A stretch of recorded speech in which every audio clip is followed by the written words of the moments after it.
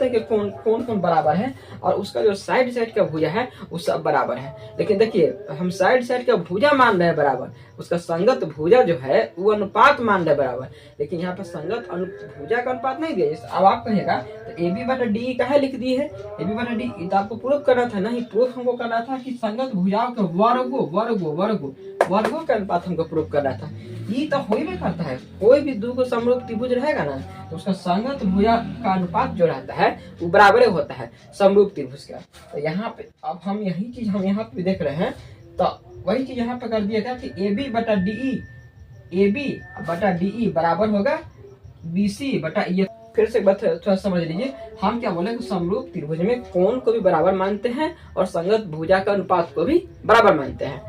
हम आपको इसलिए समझाए थे कि आप ये मत सोचिएगा कि मानते हैं तो फिर यहाँ पे सिद्ध का करना है, जब मानवे करते हैं तो नहीं, सिद्ध करने में थोड़ा सा चेंज कर दिया है कि संगत भुजाओं के वर्गों के अनुपात के बराबर होता है। तो वर्गों का अनुपात कैसे आएगा वो चीज हम आपको बताने जा रहे हैं। तो यहाँ पे यही समझिएगा कि जब त्रिभुज मान लीजिए कि त्रिभुज ए बी सी और त्रिभुज डी ई एफ समरूप त्रिभुज है, तो फिर तो वही बात है, लिख देते हैं इसका कोण ए, इसका कोण बराबर डी।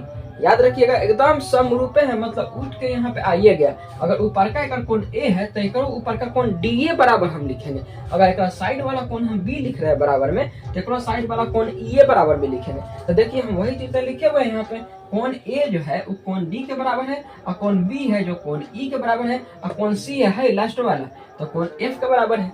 तो यानी कोण तो बराबर लिख दिए, और संगत भुजा भी जस्ट पता है कि हम कैसे बराबर लिखे हैं। अब देखिए यहाँ से हम लोग अब दिमाग तो यही लगाना है कि भैया वर्गो कैसे आए। तो इसके लिए बस कुछ नहीं, दिमाग खाली बस ये वो खाली लाम अगर डाल दीजिएगा ना इस पे, समझिए क्वेश्चन बन गया। ये दोनों त्रिभुज में खाली वो लाम डाल दीजिएगा एकदम आसान हो जाएगा।